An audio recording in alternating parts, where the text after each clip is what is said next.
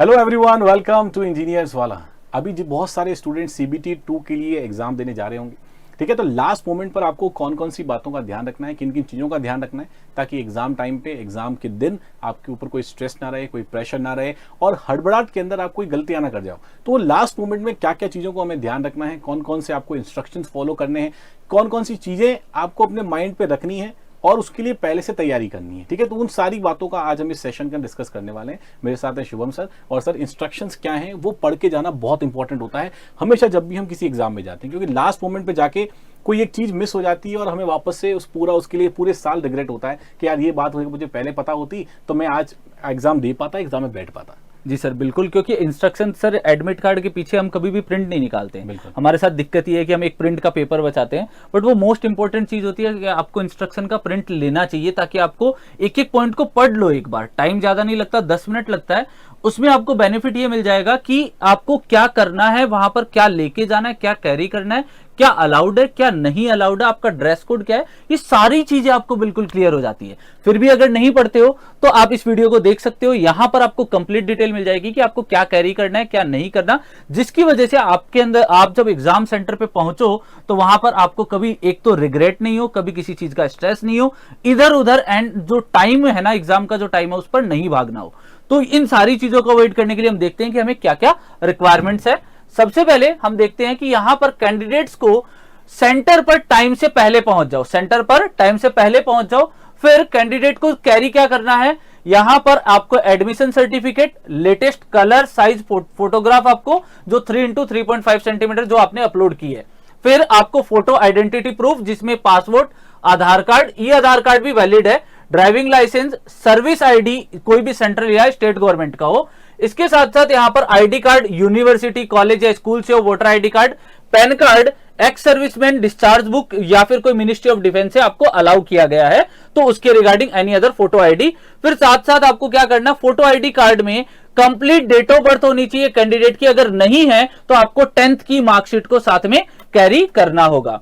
फिर यहां पर in case of A mismatch हो जाता है किसी भी आईडी में, फोटो आईडी प्रूफ में, या आपका जो सपोर्टिव डॉक्यूमेंट है जिसमें डेट ऑफ बर्थ बताई जा रही है, तो आपको अलाउ नहीं किया जाएगा वहां पर। ये आपके लिए सबसे ज्यादा दिक्कत वाली चीज है अगर मिसमैच हो जाती है तो। फिर आपको फेस मास्क, ये देखो फेस मास्क वाला पार्ट है, ये कोरोना टाइम का है, तो आपको अगर वाटर बोतल कैरी करनी है तो ट्रांसपेरेंट वाटर बोतल कैरी कर सकते हो। फिर आपको नेक्स्ट, कैंडिडेट को आपको एग्जाम छोड़ने से पहले, आप मतलब एग्जाम को टाइम से पहले नहीं निकल सकते, एग्जाम सेंटर से आप टाइम से पहले नहीं छोड़ सकते हो। फिर candidate shall be permitted to appear in the exam only at the venue as specified, जो आपका वेन्यू स्पेसिफाइड आपके एडमिट कार्ड में उसी पे मिलेगा।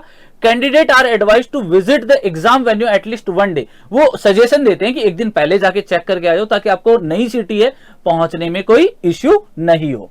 फिर candidate must ensure that they do not appear in the examination more than once, तो मतलब एक से ज्यादा बार आप, मतलब एक से ज्यादा बार एग्जामिनेशन में नहीं अपीयर हो, इसके लिए दिया गया। Candidature of candidates is purely provisional, it is advise to the candidate should satisfy themselves that they fulfil all the eligibility condition, मतलब कंप्लीट एलिजिबिलिटी कंडीशन को फुलफिल करना चाहिए। ये एक बार आप अपनी तरफ से क्रॉस चेक कर ले। फिर आपको ध्यान देना, आपके दिमाग में ये होगा कि कैलकुलेटर कैरी करना है या नहीं करना, तो भाई यहां पर साफ लिखा गया है, यहां पर आप वॉचेज, बुक्स, पेन, पेपर कुछ भी नहीं लेके जाना, मैगजीन, इलेक्ट्रॉनिक गैजेट, उसने क्लियरली मेंशन किया यहां पर कैलकुलेटर नहीं कैरी करना है, कैलकुलेटर नहीं कैरी करना है। कैलकुलेटर आपको वहीं पर स्क्रीन में एक साइड में टैब में विजिबल होगा या अटैच्ड रहेगा, वहां पर उसमें आपको डिजिटल कैलकुलेटर ही मिलेगा। साथ ही साथ कैंडिडेट को जो पेन और पेपर चाहिए रफ वर्क के लिए, वो एग्जामिनेशन लैब प्रोवाइड करेगा, वो भी आपको कैरी नहीं करना है। ये 2 बातों का खासकर ध्यान रखना है। और electronic watch will be available on the computer screen, मतलब आपके सामने टाइम चलता रहेगा, उसके अकॉर्डिंग आपके एग्जाम में जो भी आपकी एग्जाम की ड्यूरेशन है वो दिखाएगा वहां पर। सर, ये तो रहे मेन इंस्ट्रक्शन तो सर बच्चा उसको पता चल जाएगा कि वो वीडियो देख लेगा, पढ़ लेगा, उससे पता चल जाएगा। सर, उससे भी बड़ी बात एक आती है कि जैसे मैंने भी एग्जाम दिया, तो एग्जाम में एक एंजाइटी रहती है कि मैं कैसे करूं उस एग्जाम को, मैं एग्जाम सेंटर पे पहुंचूंगा, वहां पर मेरे से क्वेश्चन होंगे नहीं होंगे। जैसे किसी में एंजाइटी ये भी रहती है कि वो लिख नहीं पाता, वहां पर सॉल्व नहीं कर पाता। आ सब कुछ रहा है, फिर भी वो काम नहीं कर पा रहा, तो सर उसके लिए क्या सजेशन आपके?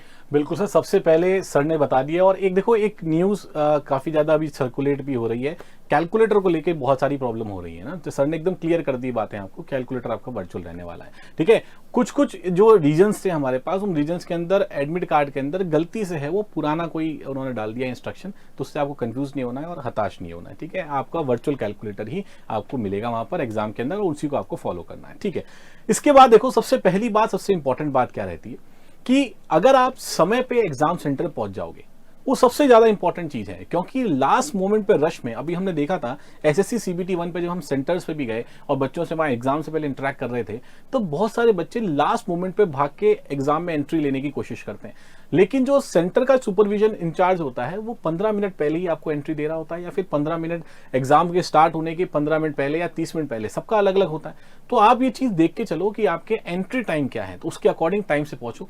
क्योंकि अगर आप समय से नहीं पहुंचते और सिर्फ एक या 5 सेकंड या 5 मिनट के टाइम की वजह से आपका पूरा एक साल जो है वो रिपीट हो जाएगा। इस चीज का बहुत ध्यान रखना है। बहुत सारे बच्चे इस बार सेंटर के बाहर ही रह गए और एग्जाम में अपीयर ही नहीं हो पाए। जब आप कंपटीशन में ही नहीं रहोगे तो कौन से एग्जाम के टारगेट करोगे और क्या जेईई आप बन पाओगे उसमें। ठीक है, तो समय पे आपको बिल्कुल रहना है। दूसरी सबसे इंपॉर्टेंट बात यह है कि अब इस मोमेंट पर हमें किसी भी तरह का कोई भी स्ट्रेस अपने माइंड में डेवलप नहीं करना है। मतलब खुद के ऊपर इस तरह का डाउट नहीं करना है कि यार अब जो परफॉर्मेंस प्रेशर होता है कि अब फाइनल सिलेक्शन है, फाइनल स्टेज है।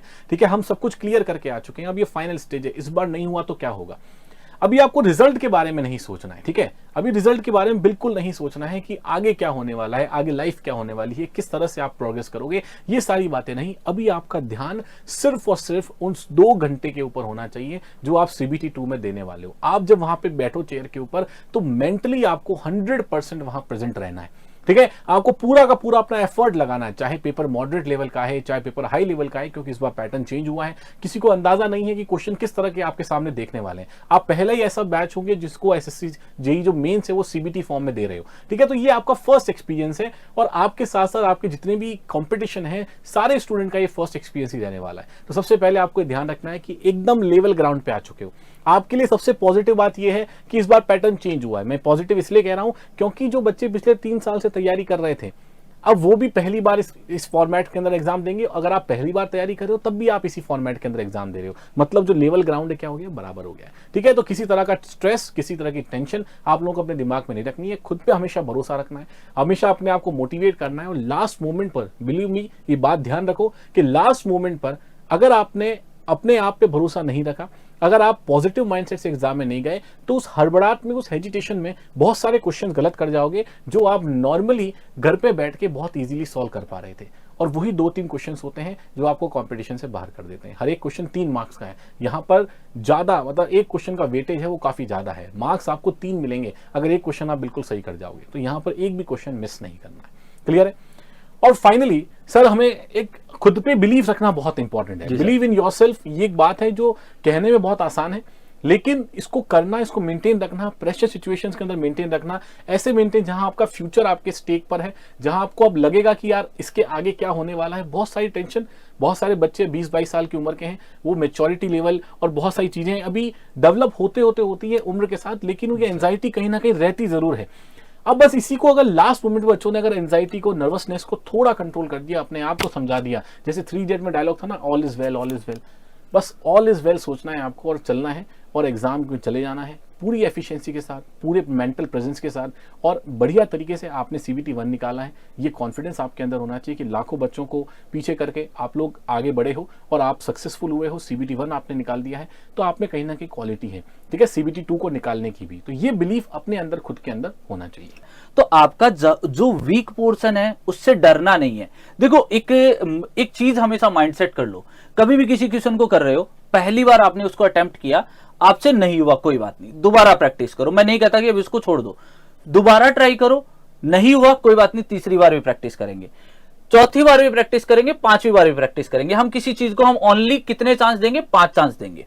ठीक है, तो ऐसा ही हमें जिंदगी में भी ये चीज को अडॉप्ट कर लेना है कि अगर कोई चीज हमसे नहीं हुई और हमने बार बार, हमने ऐसा नहीं है कि उसको पहली बार में ड्रॉप कर दिया, हमने उसको बहुत तैयारी की, बहुत चीजें देखी, बहुत चीजें रिसर्च की, उसके बाद हम उसको ड्रॉप कर रहे हैं। इसका मतलब कोई क्वेश्चन अगर आपसे नहीं हो रहा, फाइनल एट द एंड जाके ये सोच लो ये एग्जाम में भी नहीं आएगा, उसका स्ट्रेस नहीं लेना।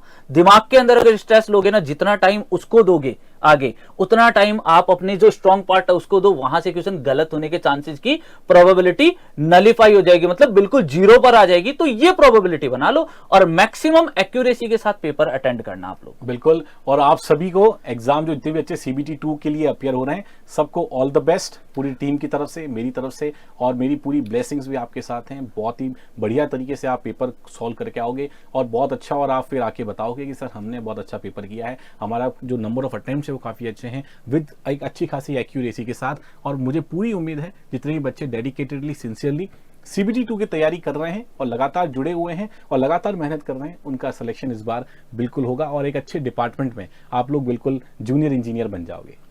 जी सर, क्योंकि अब इनका टाइम ये है कि बिल्कुल इनको शांत रहना है और बहुत काम माइंड से पेपर को अटेंड करना है। इसके लिए अपने आप को रिलैक्स करो। स्ट्रेस, एंजाइटी, ये सारे वर्ड आपने कभी सुने ही नहीं है, क्योंकि जिस दिन आप लोगों ने ये वर्ड सुने उस दिन के बाद से आपकी जिंदगी में ये दो वर्ड भी हो गए कि स्ट्रेस भी होता है, एंजाइटी भी होता है। सर जैसे छोटे थे ना, हमें पता भी नहीं था कि स्ट्रेस क्या होती है, एंजाइटी क्या होती है, बट जब हम इसका मतलब समझने लग गए ना, तो हमें कुछ भी होता है मेरे एंजाइटी हो रही है, कुछ भी होता है मेरे को स्ट्रेस हो रहा है। तो वो चीजें जब तक आप छोड़ोगे नहीं, आप उनको नहीं जानोगे ना, तो वो हमेशा होता रहेगा। और आप अपना पेपर बहुत अच्छे से अटेंड करना। ऑल द वेरी बेस्ट जो भी CBT 2 का एग्जाम देने जा रहे हैं। जैसा भी पेपर हो उससे हताश मत होना और प्रॉपरली अपना बेस्ट दे के आना। उसके बाद जो होगा देख लेंगे, मिलके देख लेंगे। पूरी EW की टीम आपके साथ है, मिलके देख लें हम लोग। Thank you so much.